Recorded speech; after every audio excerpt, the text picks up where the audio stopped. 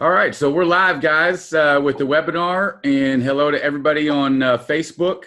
We're excited today to have our featured agent, Matt Durbin from Pittsburgh, Pennsylvania, with us on today's Agent Spotlight Show with John Kitchens and myself, and then we've got Matt here too. What's going on, Matt? Not too much, not too much. Happy to be here. Appreciate you guys having me on. Heck yeah, man. Looking forward to it. Yeah, of course, man. We appreciate you taking the time to share with us and everybody who's listening today, kind of what's working for you. Just to start things off, Matt, why don't you just kind of talk about your story, just share your story with us, and let's lead everybody into the conversation with kind of what led you to start your real estate business. Okay, yeah, sounds good. So I go back a little ways here, kind of pre-bubble. I was in South Florida back in the hot market, back when you could get anything done on the mortgage end. I was on the mortgage side of things. And eventually, obviously, we all know what happened. The market crashed down there in South Florida. I was in the Fort Lauderdale area, kind of Fort Lauderdale, Miami area. And worked for a national lender for a couple of years as we kind of waited to be able to do business again in the South Florida market.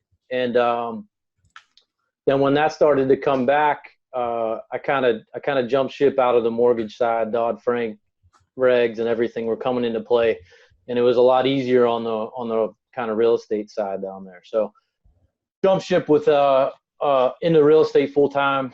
Then in Fort Lauderdale, as the market kind of came back up, I ended up partnering up with a guy down there. We kind of started building a team a little bit. But we were hitting such peaks and valleys down there where it was to a point where you couldn't really get a buyer under contract for a couple of years in South Florida. There'd be cash offers, sight unseen, hedge funds buying everything up. It was a crazy time to be in the market down there. And I've been there about 8 years, and about 2013, I decided I was done with that market. I could see it all the way going back up, and I could see it, as I think now it's probably peaking out, and I didn't want to be around for another kind of crash. So I came back to Pennsylvania, back into the Pittsburgh market. Have family here, from a couple of hours east of Pittsburgh, and came back, and it's just my hometown, smaller hometown, so it wasn't really worth. Not much going on there, so came to Pittsburgh. That was the next best thing, and kind of got into the real estate game here. It's family business. So my brother-in-law, we have a company. We've got about 500 rental properties that we own and manage, and the company itself does some flips and rehabs. So that was kind of the natural progression to come here and kind of join forces with these guys. And so I was on my own for kind of 2-3 years doing my thing, trying to build my business solo, so to speak. I had a little bit of sphere here, but not much. I was doing the, expired calls, doing some mailings, but I was really good at buyer lead gen at the time. So, I was running a lot of Real Geeks leads. We were doing a lot of pay-per-click and a lot of Facebook ads, and we were really successful with that stuff. And then about, 2017, I had a friend's wife was getting into the real estate business, and was talking about, where to go, and I had enough leads at that time where I could afford to kind of bring somebody in. So it wasn't really a planned, hey, I'm going to build a team out. It was like, hey, come work underneath me. I'll feed you some leads. I'll feed you some business. I'll help you out with all the contracts and stuff like that. And I'll take obviously a little bit of that action. And then at the time, same year, my now business partner, DJ, he was burned out on he was on the tech side of things, and I quit his job. He went and traveled around the world for 6 months and had to kind of spread his wings a little bit. and somehow he was in South Florida at the time, and somehow I talked him into coming up here and starting a real estate team with me. So we had to get him up, and while he was getting licensed, we were just having him bang the phones because that's what he's good at. So he was just outbound prospecting before he got his license and setting up appointments. And then kind of from there, we just were running with the three of us. And then I had another agent in my office come up and ask to kind of join forces with us as we were progressing along. And then kind of beginning of 2018, we kind of decided like, hey, this is the team approach is the way that we want to go. We kind of, he's great on the sales side. I'm better on the management side. I know the business. It just was kind of like a natural progression where we could really build this thing out, do a lot of volume, do a lot of business, make a lot of money going that route. So we've kind of been progressing ever since. Now That's we're awesome. at like, I think we're at 7 agents, two part-time. And then we've kind of structured it where we've got 2 of our agents. One of them does like the transaction management. She's still stay-at-home mom, does enough business, but has got to be home a lot of the time. So it made sense. And then we did a little bit of listing coordination. And, it's kind of where we're at today. And we're kind of on our way to a full admin right now. We've made a couple of bad hires in the past, so to speak. Haven't we all? Hey, just a quick question there. That the skill set coming in, knowing where your strength was with the buyer lead gen, was that developed, in your mortgage experience, the mortgage industry, focusing on acquiring, creating buyer opportunities? At the time, when I got into the real estate side of things, my business partner at the time, he was really good with SEO and pay-per-click. And that's how he generated his business. So I basically taught myself Google pay-per-click at the time, how to generate lead flow, and was doing Facebook ads before everybody else was doing Facebook ads, and it became so saturated. So we knew that if we had $150, we could generate 30 buyer leads off of pay-per-click, and that was good enough for one agent. So we bring an agent on. The problem that we had at the time was we just didn't have enough inventory that was readily available for somebody that needed financing and needed inspection contingencies and stuff. It was hard to compete. Kind of that time in the market in South Florida as everything was coming on its way back up. Sure. I'm gonna bounce around a little bit. I know, Jeff, I know you got some questions too, but just on my mind, right? The hot topic is definitely Facebook. It's the leads, it's the lead gen. I mean, lead gen's everything. So you have this unique skill set to be able to go out and do that. How are things so much different now than they were, when you first got back into the market and really started to, create those, put the systems and processes in place to generate opportunities via pay-per-click, via Google, via Facebook, the things that you're doing? I mean, what's the big difference now versus what it is then? And then what are some things that you guys are doing to still generate some of those opportunities? Yeah, I mean, it's changed dramatically. Obviously, it's like a total 180. What we could generate then, we can't anymore. It's saturated. Like the pay-per-click is tough, and the Facebook, Facebook has be tough to convert on these days as well. So for us, the fortune is in the follow-up. So it doesn't matter if it's the pay-per-click leads, it's the Facebook leads. It doesn't matter if they're 5-year-old pay-per-click leads that we generated. Like, we're still calling those people because that same person's probably getting sold on a Zillow lead. They're getting sold on Realtor.com. Like, it doesn't matter. Like, now we're more of the mindset where name, contact info, know that there's some interest in buying or has been over the last couple of years is good enough for us to continue to prospect them. Because, even if we generate that pay-per-click ad, somebody Googling real estate, they're going to get sold on a Zillow ad, 2 days later. Sure. What, and Jeff, I mean, anything that we want to come back to on the lead gen side of things, but just one thing stood out, pulling up Anchor, coming back up, north, definitely change in environment, man. It's a total reset. Yeah, total reset. So a lot of folks, even I think this is a great, some great nuggets, some great takeaways for people that are just like getting into a new market or getting in, just starting their career. Like, you definitely had maybe a little bit of an advantage to be able to plug in with your brother-in-law immediately, but there's still things that you had to do on a consistent day-to-day basis to get that momentum and get things going. What were some, like, you know, hey, 1, 2, 3, this is what worked well for us. And if I had to do it again, here's what I would have done differently. Like, what are some good key nuggets that you can share as takeaways for people that are really maybe trying to jumpstart their career? Maybe they're in a new market. What are some things that could really help them? I think probably, I would say if I was going into a new market right now, I probably wouldn't do the same thing that I had done then, because it just doesn't work as well. But the two things that I did do is I had those two things and I knew that they work, and I concentrated fully on those.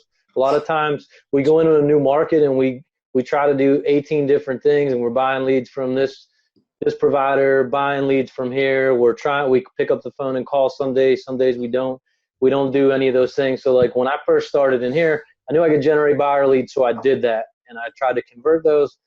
I sensed, you know, I mailed for expireds, I called expireds, and that's all I did, because I knew I could generate 40. I could do 40 deals a year, kind of by myself, doing that with a part-time assistant at the time.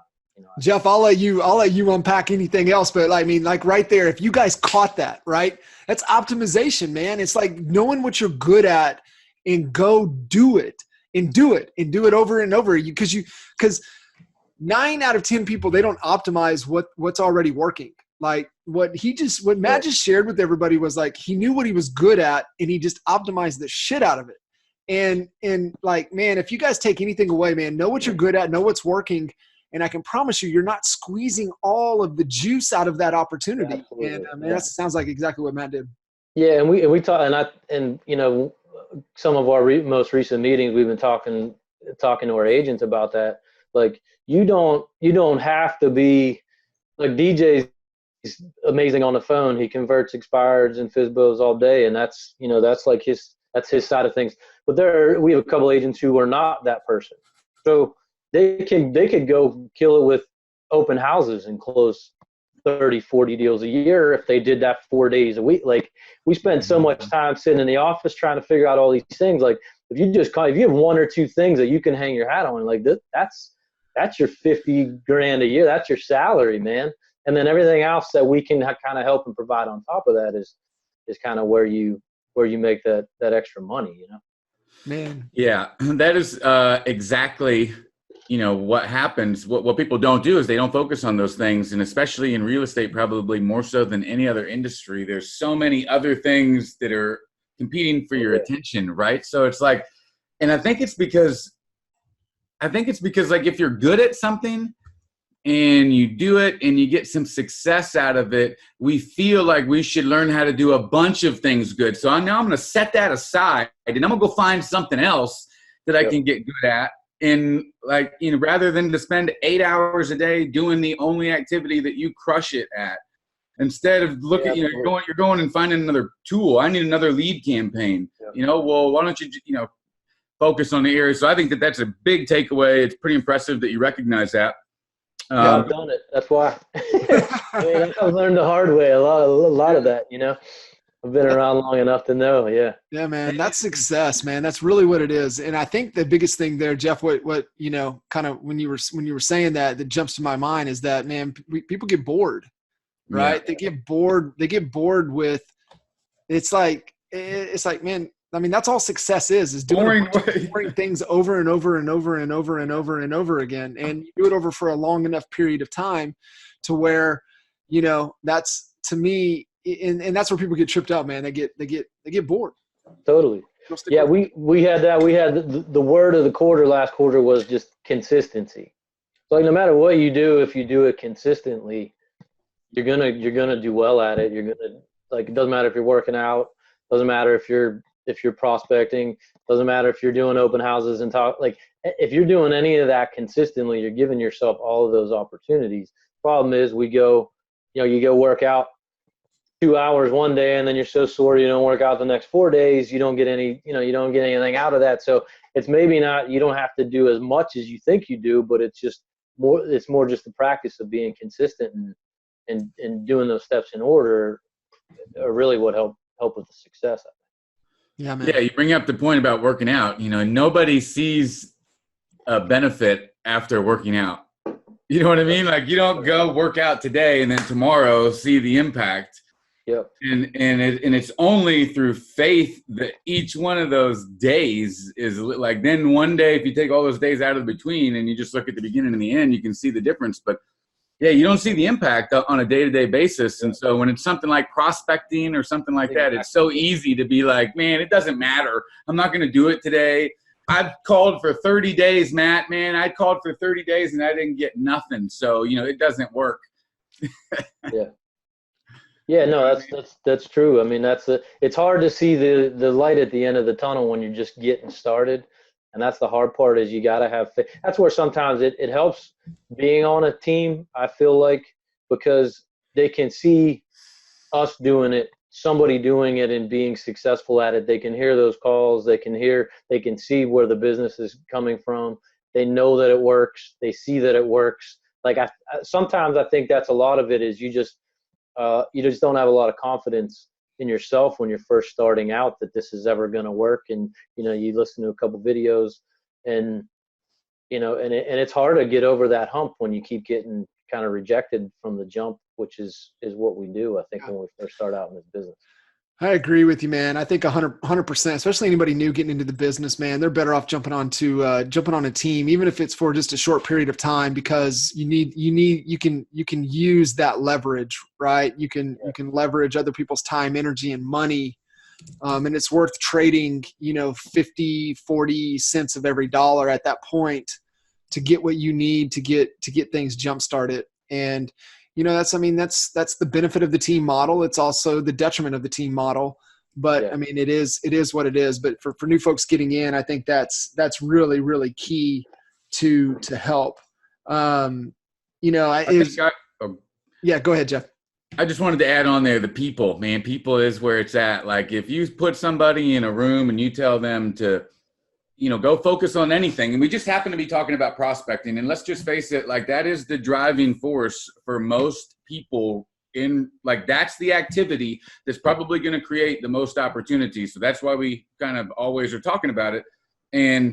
And I did it for, long time and made thousands of calls to expired FSBOs, and then in a different industry, in the financial services. And if you put somebody in a room and a phone and tell them to get after it, and you don't have an environment that's going to allow them to not think about all the negative, like, they're never going to succeed. But you put somebody in a room with me and I'm making calls right next to them and I'm like, boom, and we keep the energy level high, and you don't have time to run those mental tapes because I'm stimulating you, right? We're constantly going back and forth, and the focus isn't so much on the outcome of the call, it's the execution of the action, right? And you can get to where then it's fun, man. It's fun, and your first 50 calls is the hardest. Once you get past that, man, yep, you are good to go. So I think it's important to know you have to create an environment like that. You got to keep it light and loose. There's nothing that will build more loyalty than doing the calls next to them. And I was always a firm believer, look, there's no way in hell that somebody's going to sit there. If I sit down and I'm making calls and they hear me crush it, there's no way that they can sit there and not make the calls. Like human nature, they can't just sit there and not do nothing. The self-guilt would eat them alive. Yeah, it'd be terrible. Yeah, you're sitting there and you see somebody else converting, and you're looking on Facebook, like you're feeling that guilt for sure. Yep. That's why I always like to have them facing. I used to have an office where I had everybody facing each other face to face. So, like, I mean, if you were sitting there on Facebook, or, you can tell if somebody ain't been on a call or hadn't had a conversation in 45 minutes or something, and you're over there, hello, no, bye, hello, no, okay, bye, boom, boom, and you're crushing it, and they're just over there tapping on their phone. It's, most people don't have the will to do that. Yeah, definitely. But, man, you talked about, you mentioned you had 7 agents or so. And you went through a little bit of the organizational chart. So obviously there's a lot of moving parts. What's your rhythm look like on a weekly basis, a monthly basis, meeting wise, so everybody has the information that they need? Yeah. So every Monday we have a kind of deal flow call. We get on a Zoom call with everyone that can get on. Sometimes, like, if somebody's on an appointment or something, we're okay with missing, but we just got to connect with them that day just to make sure that we know what we've got coming up as far as listings that week and as far as closings that week. And then any like fires that we know we got to really concentrate on, or at the same time, any listings that we're maybe not getting activity that we really got to, get in with the seller and try to get a price reduction or something on. And then every Wednesday we have kind of a lead review call where we're going through everyone's pipelines, who's hot, who's warm, who can we get out on an appointment that weekend. Really, because we're trying to have that at least in the middle of the week so we can try to get a couple of calls in. We were doing it a little bit later in the week, but we just found that we do all of our listings on Thursdays. So Thursday's kind of listing day and we get hectic, and then Fridays we usually end up getting hit with closing. So Wednesday was like the natural occurrence there. And then we try to have a monthly kind of meeting, full team meeting. We're not too crazy with like we've got to be here every Monday. Everyone's got to be here on every week, once a week. The Zoom calls work for us. We've got a couple people, like people have crazy schedules. Like our agents, most of them they've got other stuff going on. Like Jen's a stay-at-home mom. Christine is as well. She just came on. So the Zoom calls and things like that work for us. And then we try to get them in at least a couple of days a week where they're in here prospecting with us or doing some kind of sales training with DJ. He's been heading up more of that. And we've done it too, where we'll just do a Zoom call with them and allow them to prospect, and he'll prospect, and you can just mute or unmute based on kind of who's on the phone. So that's good too. I love that, man. And I think that's another writer downer takeaway for you guys. If you've got your team and you're not 100% in the office and you've got some virtual aspect going on, man, you've got to use Zoom. You've got to use this camera time right here, man. You've got to get that face-to-face interaction is absolutely critical for your culture, continuing to, get the buy-in and get the trust.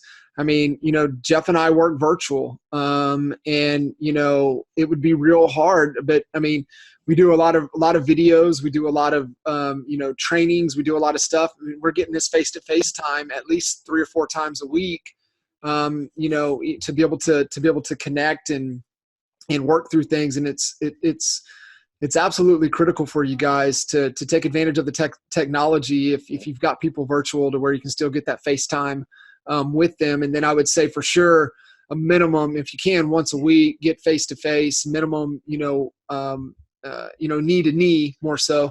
And then at least get, have that, if not on a consistent weekly basis, at least monthly for sure, doing something nice where you guys can connect. It's just extremely critical for your culture.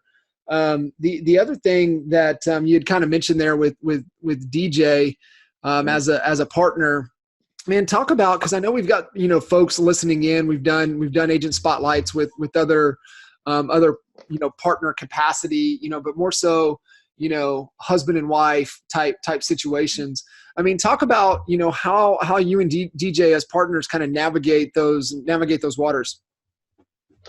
Yeah, I think so. DJ and I we go back to, we played college football together. So like we've known each other since we kind of rolled into camp when we were 18 years old. So we're almost like brothers at this point. We've been good friends ever since. We were both in the mortgage industry together down in Fort Lauderdale, and we kind of have, with us, I think it's good because a lot of things that he's good at, I'm not great at, and a lot of things that I'm great at, he's not. So we kind of have more of a relationship where we try to kind of divide and conquer as opposed to both being there butting heads. So DJ's a sales guy through and through. He's a 100 eye on the disc profile. Like if he could talk to you for 3 hours, he'd have me on the phone talking. Like he's the guy you want selling and meeting people and on the phone and helping train agents on the sales side of things. And that's not, that's really not my approach. Like I'm more kind of methodical in trying to run everything and make sure we're, kind of profitable and we're running the team how we are and hiring and setting things up. So we kind of have it works because he's kind of now moving into like he's still sales and heading up that kind of sales training aspect kind of things. And then, I'm still kind of more like business management and deal flow and, all that. So it works well with us because we're not exactly the same when it comes to kind of our approach. So it makes sense. That's awesome, man. You complement each other. Both of you aren't fighting, try to do the same thing. Right. No, I'm good. I want to do that. And then the other person thinks that that's what they're good at. And then, so it's nice to have somebody that complements and can take the things that maybe aren't the best use of our time. One thing I want to make sure everybody takes away, because it's the biggest thing. I think it's the biggest thing out of what you just said, and that's the pipeline meeting. Going through everybody's pipeline with the purpose of finding out where we can find an appointment for this weekend and knowing the status of, where the next closest opportunities are. That is something that a lot of people I don't see do. They have a team meeting, but it's like about, what's going on this week and what are the goals that we're trying to hit but they don't go, all right, Kitchens, come into my office and let's go through your pipeline. You got 24 leads over the last week. What's the status on those? Where are you going to get an appointment from this week? Who do you – five. Yeah. Top five. I mean, that's how I believe that you can move the needle every day. You can make big movements forward if you focus on that. And you have to dig deep. Like literally have to look at people. Like I always know the name of anybody who's close. What always irks me is I go, Matt, what opportunities we got this week? I don't know. I have to go look. Like, dude, anybody who is close to doing business with me, I know their names. I don't need to go look in my database. And I know their situation, right? And you just think about it. Like I think about them. Like if I'm, if there's 5 people that I expect to close this week, they're occupying a large part of my brain space throughout every minute of every day. I'm thinking about how I'm going to close them. And I believe that then that ultimately allows me to close them because what we focus on, tends to become reality. But like I know those names, man. I got, Mark Smith. I got, Nate Robinson. I got such and such. I don't have to go look. Let me go see. And I think it helps too that we do it on a Zoom call because everybody gets to hear what somebody else is doing. Like I think that's a big part of the team is just having that, like, seeing that somebody else is being successful makes you want to do more. 100%. Like that competitiveness. I think everybody's got it, whether they think they do or not. Everybody wants to show up at least. Yeah, exactly. Right. I think too, man. I think, a great question that a lot of whoever's leading the team or whoever's driving that, diving through is like, Matt, if we had to get a deal done this week, how would we do it? Who would we go after? Right. Like, if like gun to head, right, type of mentality is like, Matt, if you had to get a deal under contract this week, how would you do it? Right. And I don't think a lot of folks take into consideration that type of thinking through and getting clear, identifying down who's the closest to make that cash register ring so we can get a deal. Right. And it's just moving with that sense of urgency, with that amount of clarity. And it goes back to what you said earlier that I got so excited about is knowing what you're good at and focusing on it and squeezing the juice out of it instead of trying to figure out 10 million things. Yep, exactly. It can keep you focused on what it is that you need to do to get a deal, and just make the cash register ring. That's always my favorite. Jen, our agent, Jen, who's been with me for the longest, really, she is the best at that. Like she's got 3 kids, 2 of them are home all day long. She's doing our transaction management right now, which we're getting her out of. Just because it's sucking up all of her time and she's killing it on that side.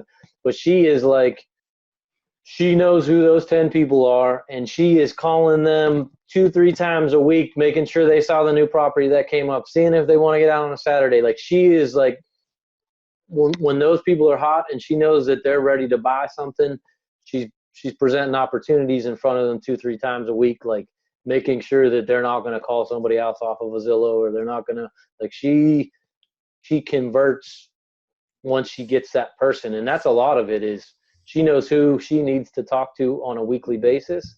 And she really concentrates hard on those hots and warms as opposed to, sometimes, if she's slow, she's got to create them, but she goes hard on those people who are kind of ready to go, making sure that she's in front of them and they convert faster. I know that, like, you see it.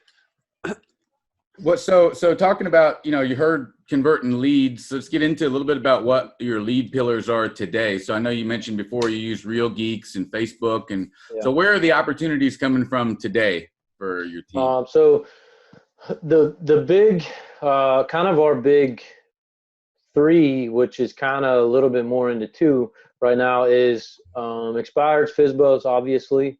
They account for, let's see, about 30% of our business.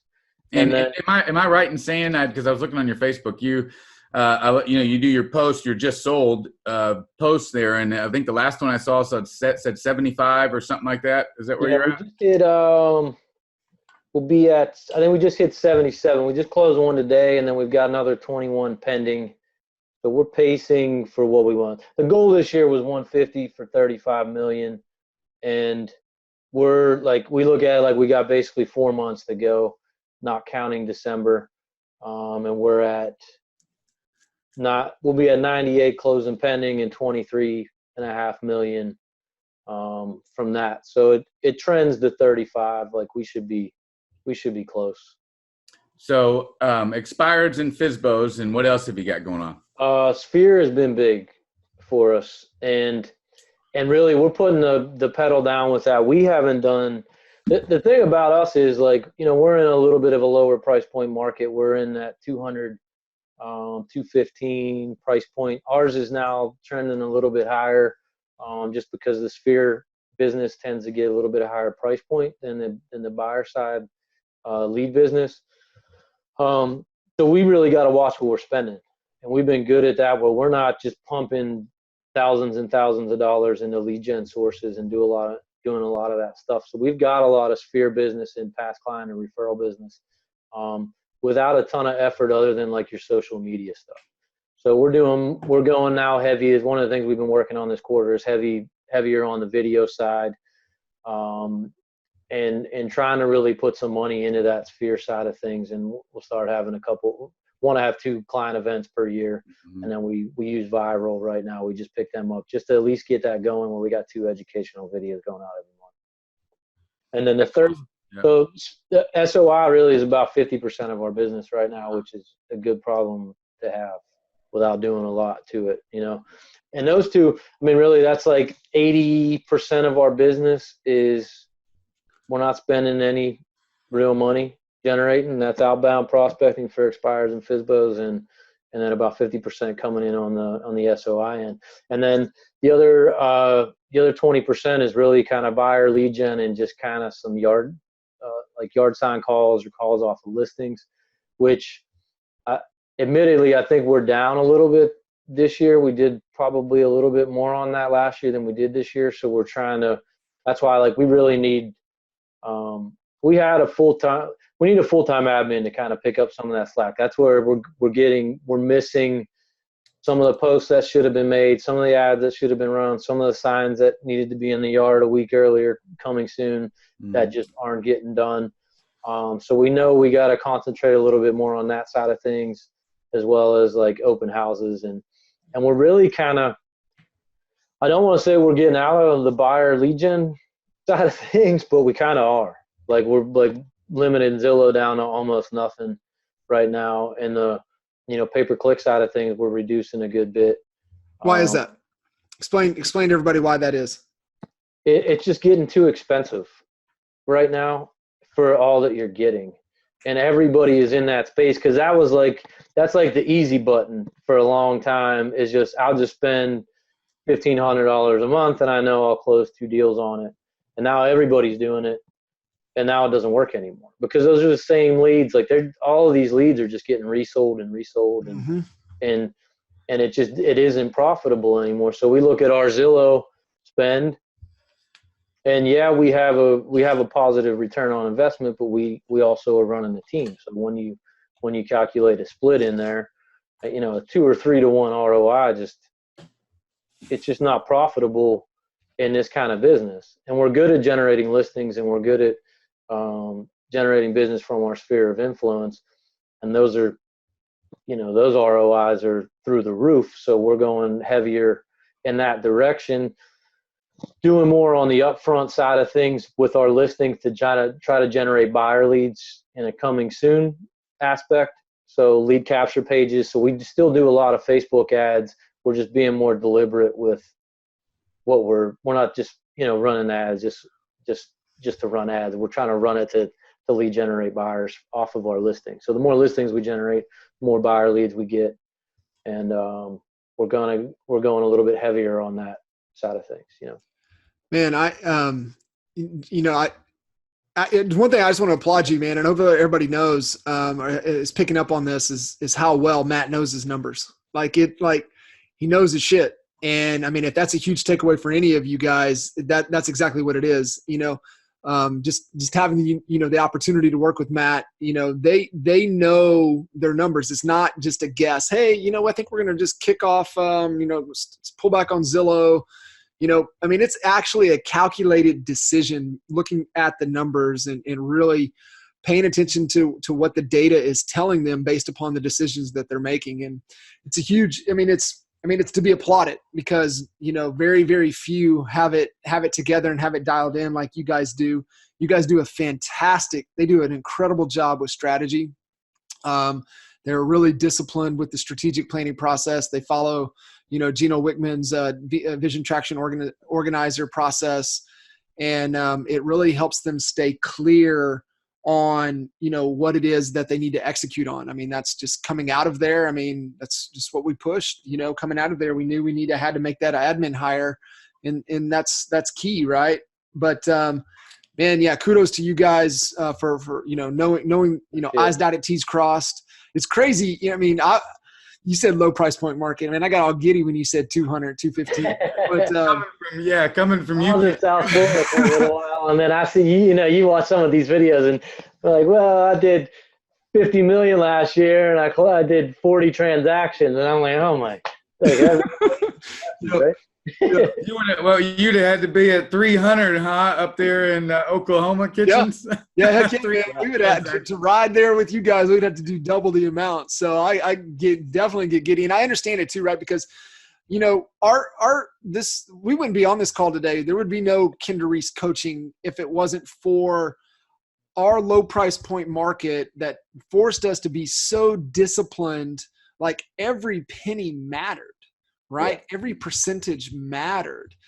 I mean, details matter. Whoever tells you details don't matter, you need to walk away from them. Do not be friends with them. Do not listen to them. Run from them. Details matter. And that's just the takeaway I want you guys to take from Matt and what they've done. I mean, kudos to you guys for getting it that dialed in. It's pretty awesome.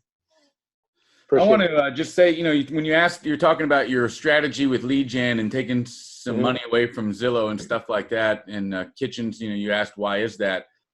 To add on to that, and it ties in, I know you're doing some authority branding, and you're going to have 2 videos a month going out, and you're communicating to your database with really organic posts, and that's what's going on right now. I mean, and you'll see every agent who's doing a video that's saying, here's 3 things to help you buy at a lower price or whatever. All that is about building authority. It's much cheaper to build authority than it is to buy leads.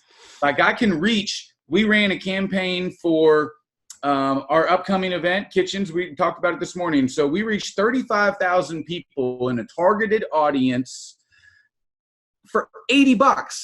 $80. We reached 35,000 people, and we converted 2% of those into a click, in our case, that went to the registration page for an event. But the reason that we were able to do that at such a cheap level, I mean, it was like $2.85 or something to get somebody there, but it's because it was a targeted audience. It was people that we had already communicated with, that we had built preeminence with over time by doing, all kinds of different things, doing the videos.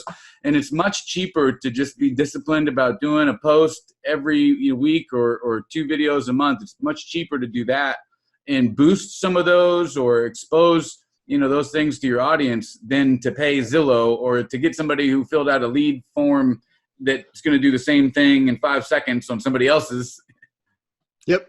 And here's the challenge. Here's why Matt will succeed at this. is because Matt's okay at being disciplined and being consistent and not seeing the results after two videos. That's where Matt in this strategy will win. And that's what you guys have to get comfortable with, right? You might go 6 months, you may go 9 months, you may go 12 months, nobody watching, nobody liking, nobody doing anything. But it could be that 13th month, that 14th month that it starts to click, right? And if you're not comfortable with doing the mundane, boring things over and over and over and over again, then you're not going to succeed. And that's really the secret sauce. It's our habits. It's our daily habits. It's the consistency. It's being disciplined.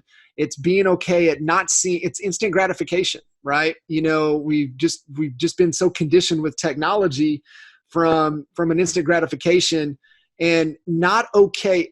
I read that, this is funny that this is about to come out of my mouth, but I read this thing today that talked about as for all of you dads, I just want to share this. For all of you dads out there, if you're not subscribed, it's called dailydad.com, and it is written by Ryan Holiday, who is one of my favorite authors. He's, The Obstacle is the Way, Ego is the Enemy.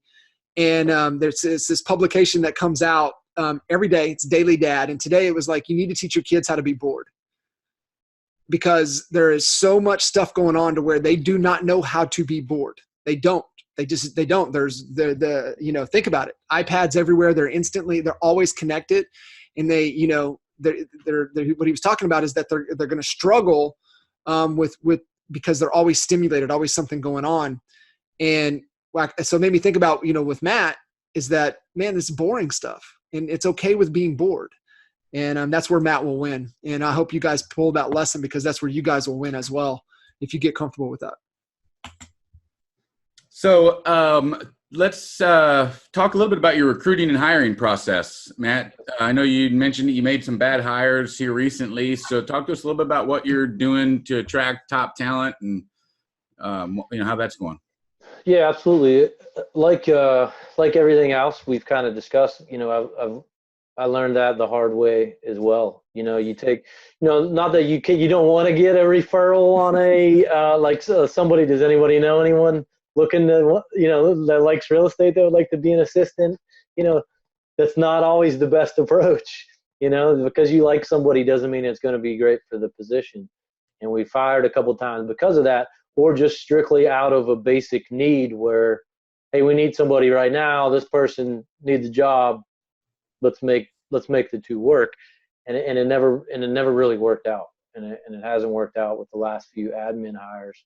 And we've done it again. I mean, even with what we're doing right now, we're still trying to find that solid admin. We've been through a few where we just have been able to just piece it out right now. So now we're following more of a wise hire approach. This profile, we're making sure that person is fits what we're looking for, as opposed to just somebody that we get along with that fits kind of personality type, or fits it makes a lot of sense for us. But right now we're really diving a lot deeper with that. Our last buyer agent hire, we ran the disc profile. We ran it through Wise Hire.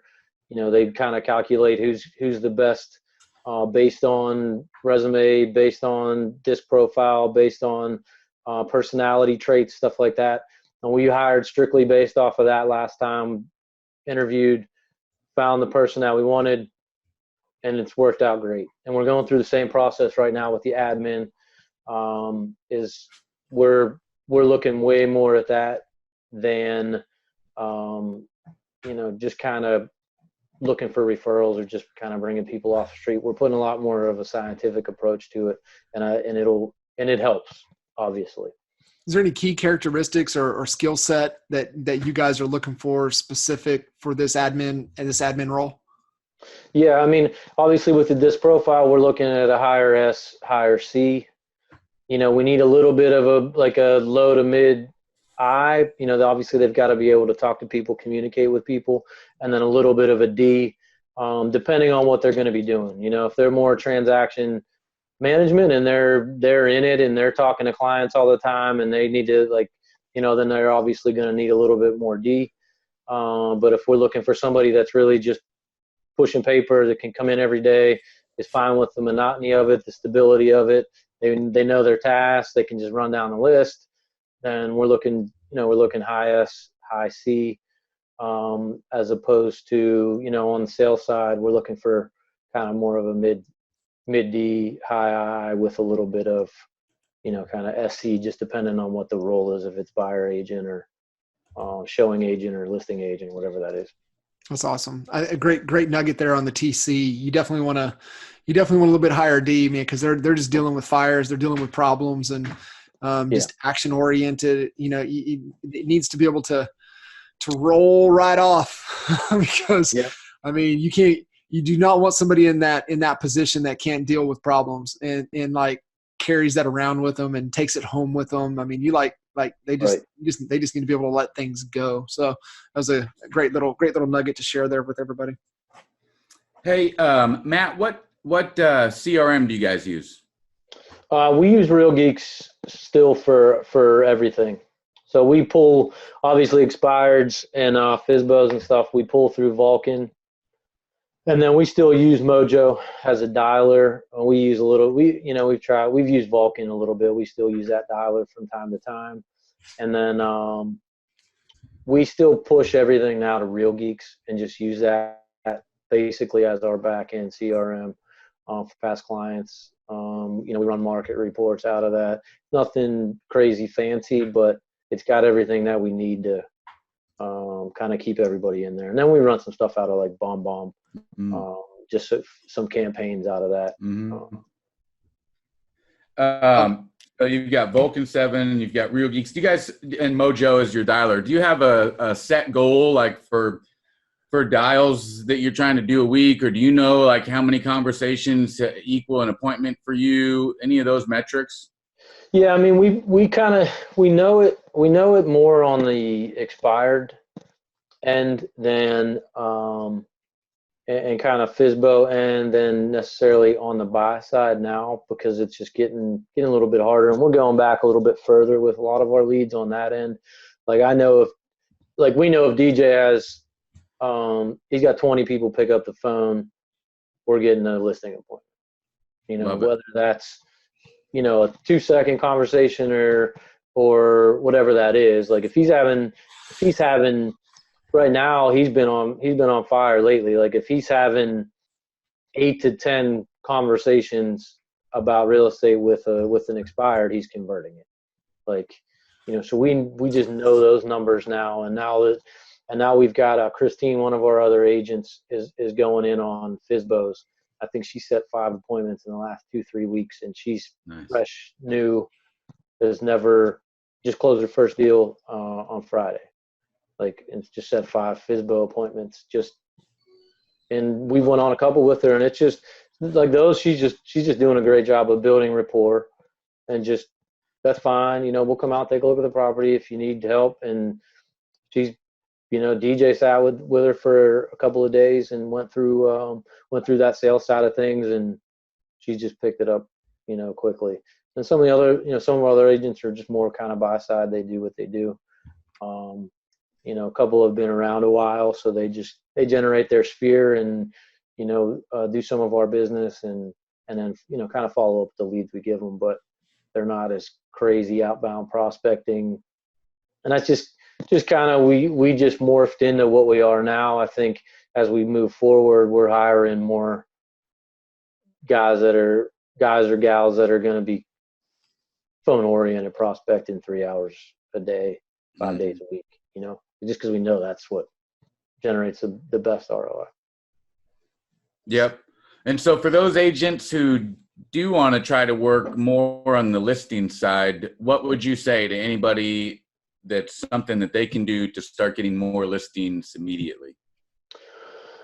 Pick up the phone. Outbound prospecting is the quickest way to business, and it's the best ROI when you don't have any money.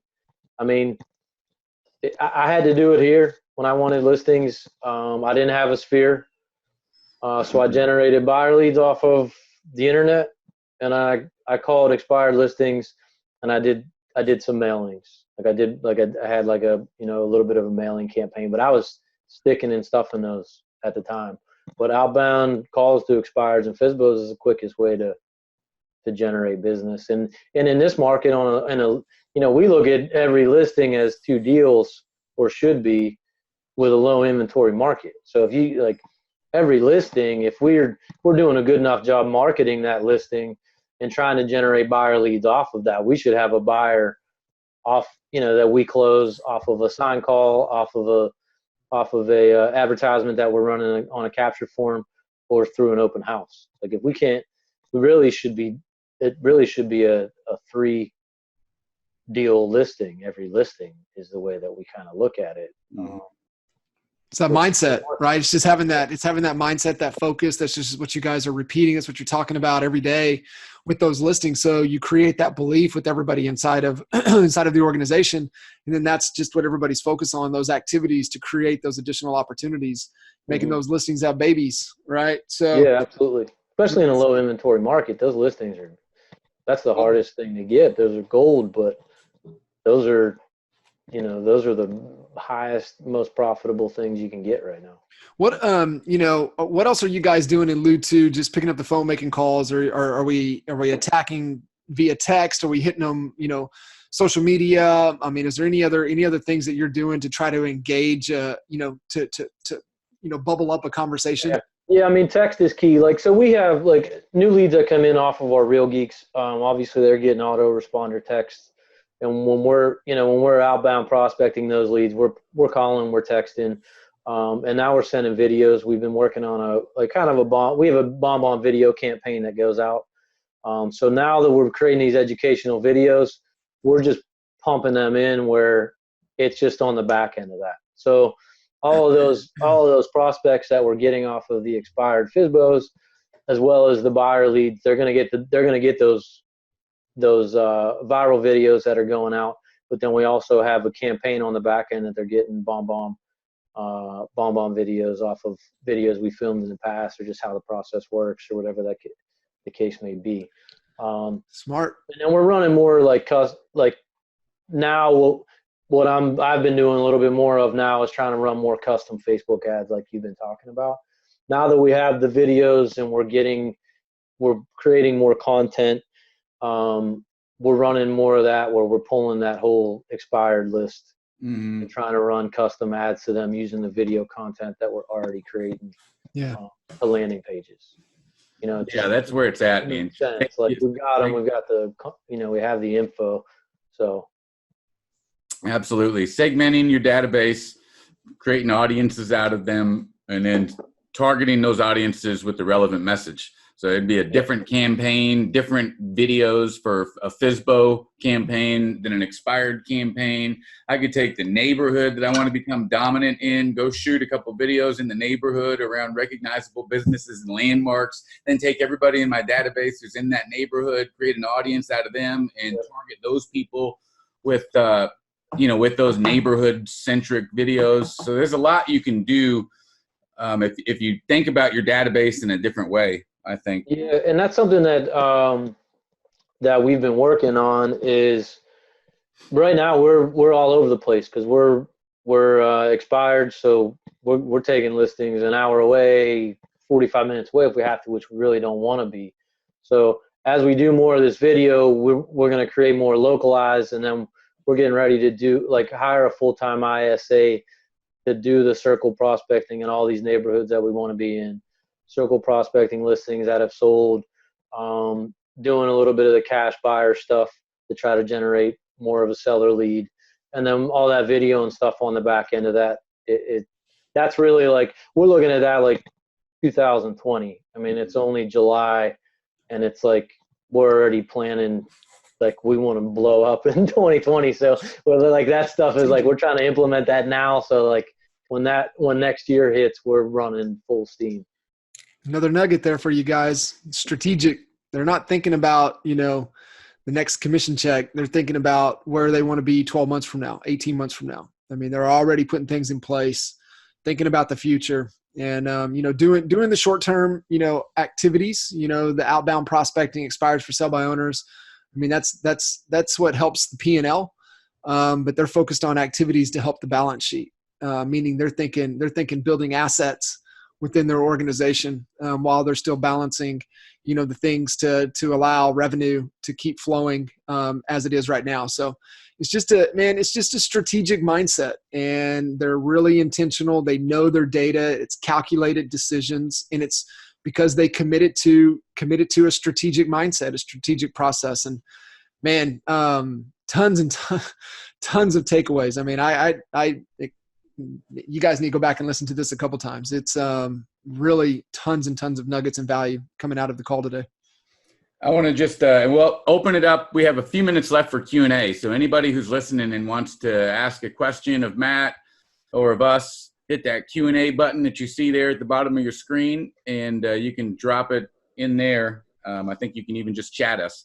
But you're planning for 2020, and so the key there is like all the prospecting, all that stuff that affects the bottom line today. Like you do have to do that, but those are resource. Like if you don't have the plan for 2020, then you will do it forever, right? You will burn the resources that you create today tomorrow if you don't have a plan. So you have to plan. Otherwise, whatever success you have from the prospecting or whatever revenue you do generate, you're going to burn through it, I guarantee you, and you're not going to be able to take a step back at any point. So that's what Matt's doing, is planning for 2020 so that the resources that he creates today don't go for naught, and he ain't trying to recreate those resources every damn month or every damn week.